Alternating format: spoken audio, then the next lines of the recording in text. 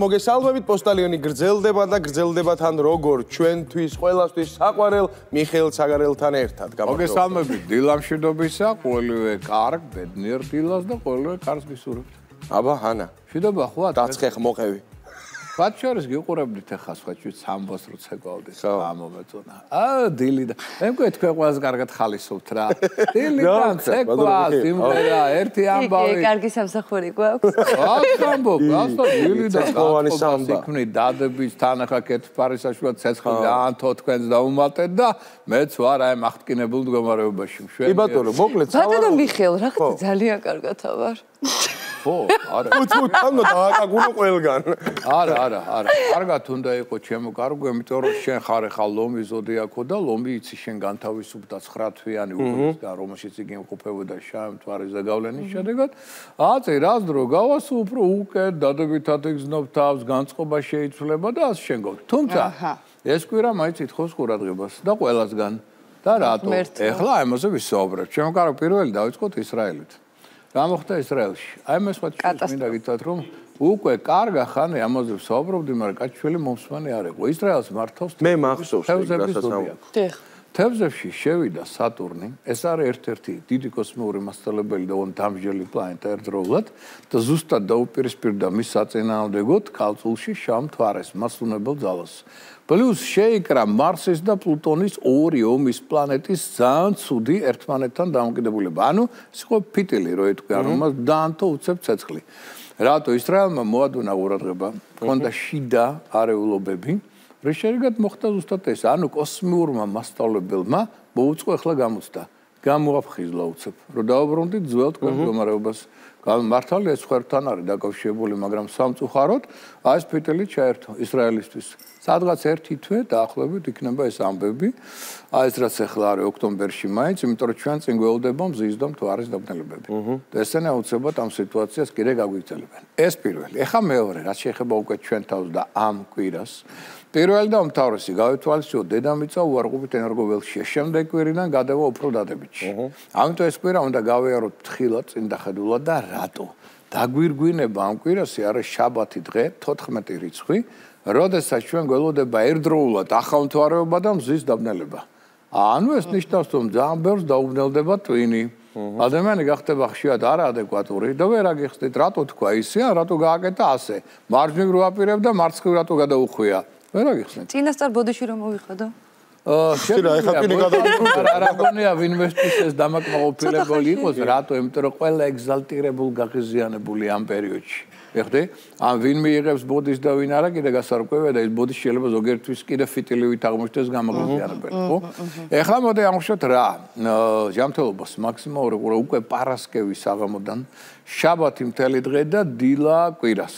ყურადღებით ვიყოთ, ჯანმრთელობას ყურადღება, არავითარი კონფლიქტები, საქმეების გარჩევები, პირიქით მაქსიმალური კეთილგანწყობა, მაქსიმალური დიპლომატია, დელიკატურობა, ყველასთან ურთიერთობებში ყურადღება საჭესთან, აუცილებლად ცდუნებების ალბათობა მოიმატებს, სხვადასხვა ფორმით. მაგალითად, შეიძლება აქ მიიღოს ძალიან საინტერესო წიანდადება დიდ ფულთან დაკავშირებით.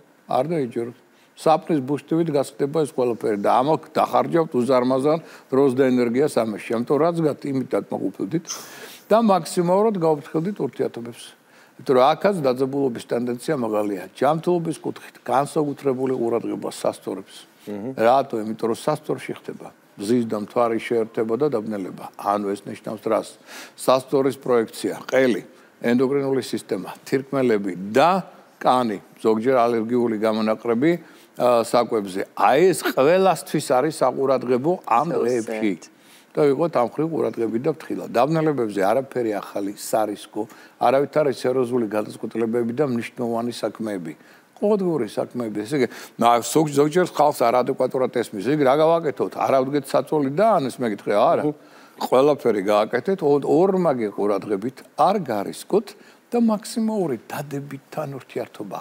პოზიტიურ ადამიანებთან, იუმორთან, აგერ ბატონო შემოქმედებითად იმუშავეთ, ბუნებასთან კონტაქტი, ხო, ანუ დადებითი ენერგიების შემოიტანეთ თქვენ ცხოვრებაში. აი ეს არის საკმაოდ რაც მოგცემ საშუალებას ეს რთული საგამოცდო პერიოდი დანაკარგების გარეშე გავიაროთ. ეს ერთი.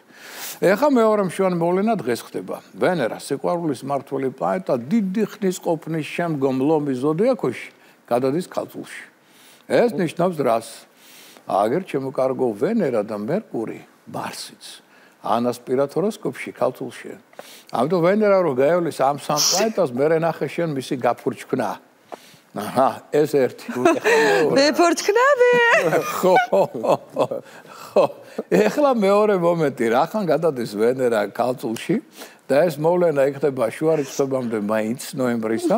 ზეგი რა ხდება? სიყვარულისადმი დამოკიდებულება იღებს სეროზულ ელპერს პლუს პასუხისგებლობა მატლობს, წესრიგისა და სისუფთავისადმი ტენდენცია გაძლიერდება. პარტნიორები უკვე ისე არ შეიცმევენ ისე რა. იქნებიან ალოკილები და მოვლილი სტატუსი, შესაბამისი პარფიუმერით, კოსმეტიკით, მაკიაჟით და ასე შემდგომ. მაგრამ სამაგიეროდ მოიმატებს ქალწულის ტენდენცია წრომანებისადმი, ჩაძიებისადმი და ზედმეტ პირდაპირობა. რამაც შეიძლება ცოტა გაღიზიანება გამოიწვიოს. ეხდით, აი ეს ამ ვენერას და გავლის ტექნა და ანას ეს განსაკუთრებით გაუძლიერდება, ვიტყვი ისეას ვენერა ყავს. კიდე დაემატება გარე ვენერა და კიდე შეამთვარე ახლა ქალწულში და მე ნახე შენ პრეტენზიულობა მისი მხრიდან.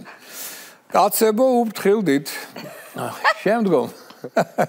შემდგომ ახლა მეორე მშვენი მოვლენა ხუთშაბათს ხდება. მარსი, ეს არის საქმიანობის ენერგიის მმართველი პლანეტა, გადაიანაცვლებს 28 ნოემბრამდე მის საყვარელ ნიშანში, მორიელში.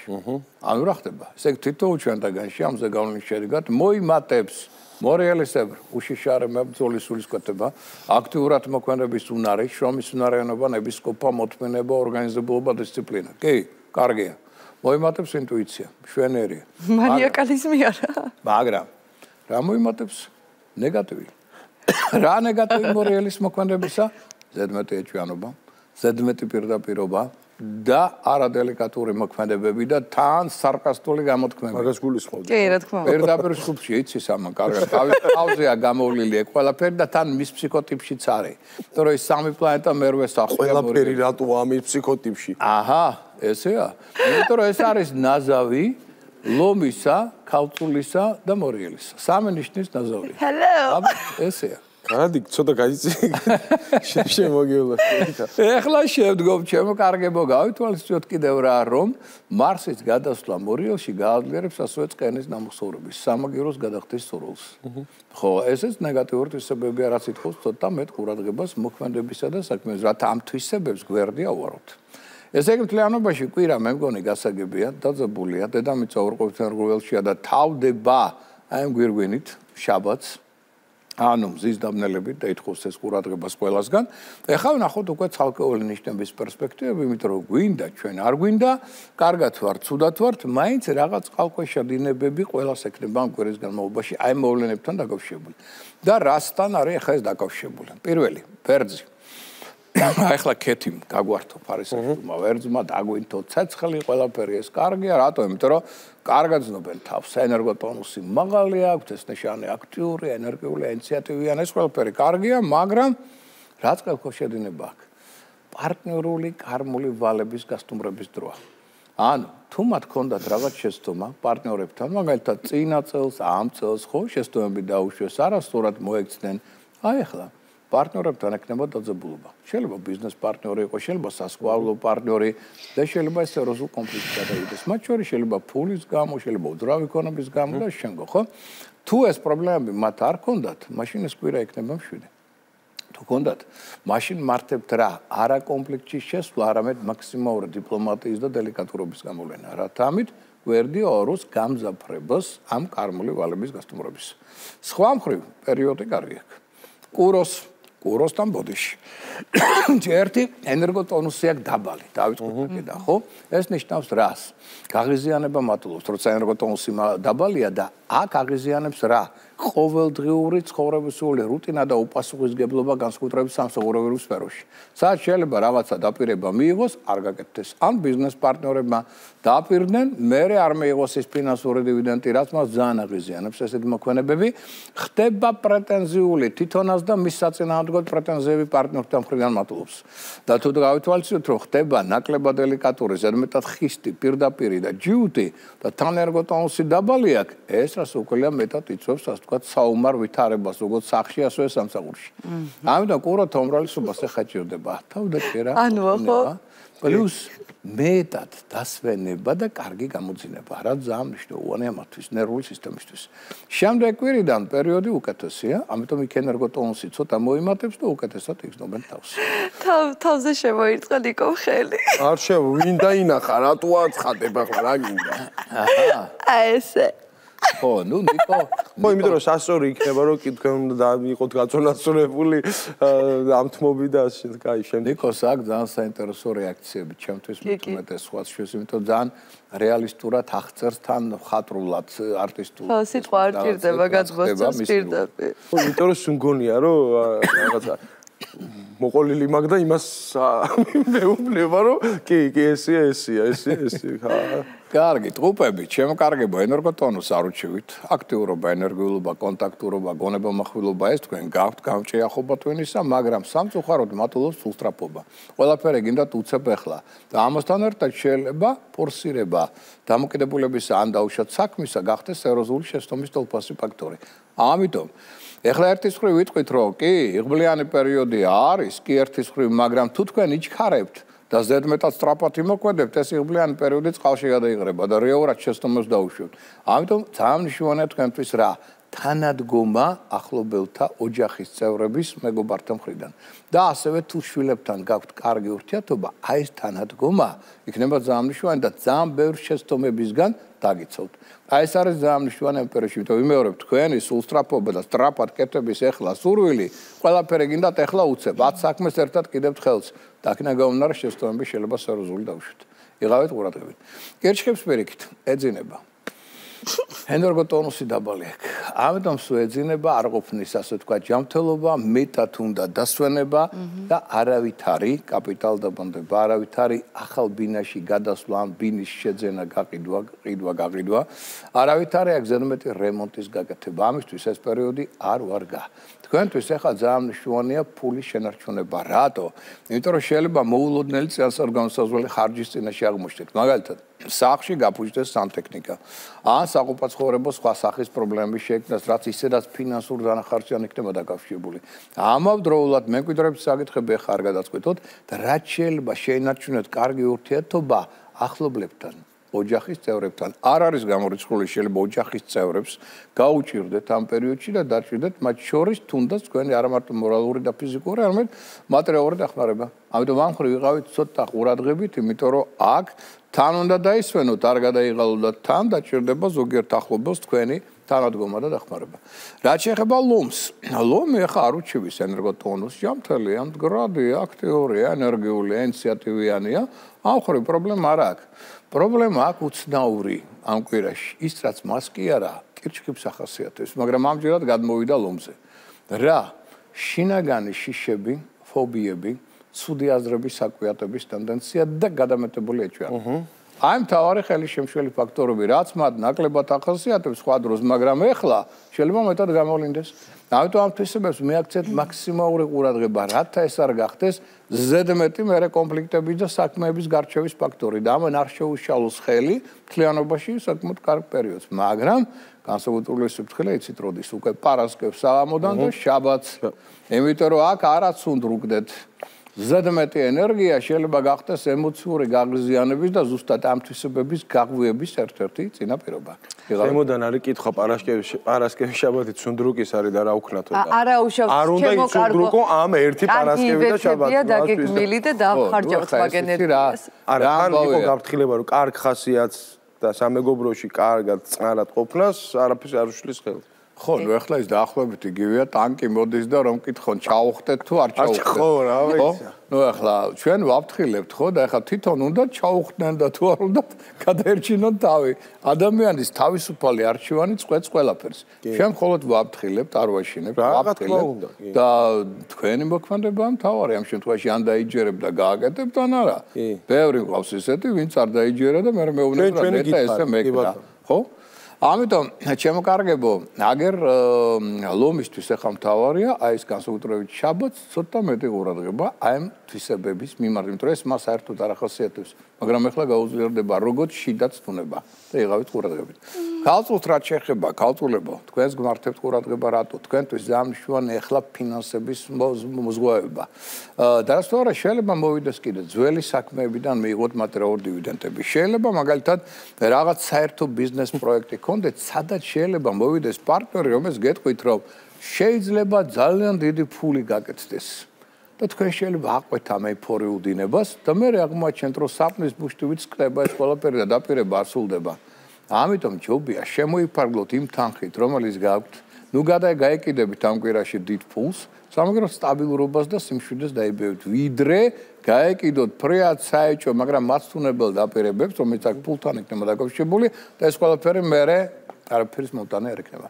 გავფრთხილდით ჯანმრთელობას მეტი დაისვენეთ, გახსოვდეთ რომ უკვე შამთვარე გადავიდა თქვენ ზოდიაქოში და თანახა ენერგოტონუსი დაბალი გაქვთ. ამიტომ გავფრთხილდით ჯანმრთელობას შემდეგი კვირიდან უკეთ იგზნობთ თავს და მეტი შანსები გექნებათ. სასწორებო, პრინციპში თქვენ დრო უდაოდ. ეს თქვენ ზოდიაქოს ნიშანშია, ამიტომ შესაძლებლობები პოზიტიური გაქვთ, ენერგია გაქვთ. გაქვთ შესაძლებლობა რომ ზოგიერთი იდეა განახორციელოთ კიდეც, ზოგიერთი თქვენი დაუშვათ სურვილი რეალიზაციაში მოიყვანოთ, მაგრამ რა გიჩნით ახლა ხელს? წყალქვეშა დინება. სულ სწრაფობა. ერთი, ყველაფერი გინდა უცებ სწრაფად. და რის შედეგად შეიძლება კარგად არ იყოს ყველაფერი გააზრებული. ერთი. მეორე, ძალიან გაღიზიანებიან პარტნიორები. მათი განსაკუთრებით არასერიოზული დამოკიდებულება ვალდებულებებისადმი, მათი ფუჭი დაპირებები, რომელიც რეალურად არ მუშაობს შემდგომ და ფანტაზიების ზღვარშია მხოლოდ და ეს ძალიან გაღიზიანებთ. ხო, რაც შეიძლება გახდეს ზოგიერთ შემთხვევაში დაპირებების და კონფლიქტების საბაბი და უფრო მეტიც, არ მარტო სახლში, არამედ სამსახურშიც. უპასუხისმგებლო დამოკიდებულება პარტნიორთან და ვალდებულებებისადმი გაიძულებთ თქვენ გამოასწოროთ ეს მათი მოქმედებები და ამაზე უზარმაზარი დრო და ენერგია მიდის. რაც დამატებით გამაღიზიანებელი ფაქტორია და ამას შეიძლება სოციალური ფინანსური დანაკარგებიც გამოიწვიოს. და აქ საბოლოოდ ეს თავდება ურთიერთ პრეტენზიებით. და შესაბამისად პარტნიორიც უკმაუფილოა თქვენი მოქმედებით, თქვენც უკმაუფილო ხართ მისი მოქმედებით. აი რა შეიძლება იყოს მთავარი დამძაბელი ფაქტორი. ამიტომ აქ ცოტა მეტი დიპლომატია, დელიკატურობა, ცოტა მეტი სიმშვიდე. რა გითხარი? დიპლომატია, დელიკატურობა, სასწორს მოეთხოვება. კი, იმიტომ რომ თქვენი კრედოა ეს, ჩემო კარგო. თქვენი ერთ-ერთი კოსმიური მისია სამყაროში არის ეს დიპლომატიის გზით მშვიდობიანად რთული საკითხების გადაწყვეტა კომპრომისის მიღწევით. ამისთვის არის სასწორი სწორედ და მე სხვათა შორის ვამაყობ იმით, რომ მე ეს შევძელი. მე გავხდი თავის დროზე სასწორი. აი ამ დადებითი პოზიტივი, ხო? ამიტომ ყველა თუ სხვადასხვა ზოდიაქოს ნიშნებიდან მის კარგ თვისებებს ავიღებთ, ხოლოდ მოვიგებთ. დამიჯერეთ, ხო? სასწორს აქ ყველაზე კარგი თვისება ეს, მაგრამ აქ ცუდი გაორება. ამიტომ მე არ მინდა გაორება, მე მინდა რა კარგი სასწორს. და ეს ყველას გამოადგება. თუ ჩვენ ვისწავლით მშვიდობიანად პრობლემების მოგვარებას, ეს უკვე ხელოვნებაა, ჩემო კარგო, გარკვეულწილად, ხო? რაც წარმატების მომტანია. ორეოს რაც შეეხება, აი ვისა ყველაზე რთული პერიოდი. დაბადების წინა, როცა ენერგოტონუსია ყველაზე დაბალი, განწყობა ყველაზე ცუდი, ყველაფერზე შეიძლება იჯუჯღუნოს, რაც თავარია, ფარული მტრები, ჭორები, ინტრიგები, კონკურენტული ბრძოლა, ყველაფერი ახლა უძლიერდება. ახლა მოთხოვენ ძველ ვალებს, ახლა მოთხოვენ ძველი ვალდებულებების შესრულებას, ახლა გაუხსენებენ ძველ დაპირებებს და ასე შემდგომ. ამიტომ დაძაბულობის, კონფლიქტების ალბათობა ამ ნიშანს აქვს ძალიან მაღალი.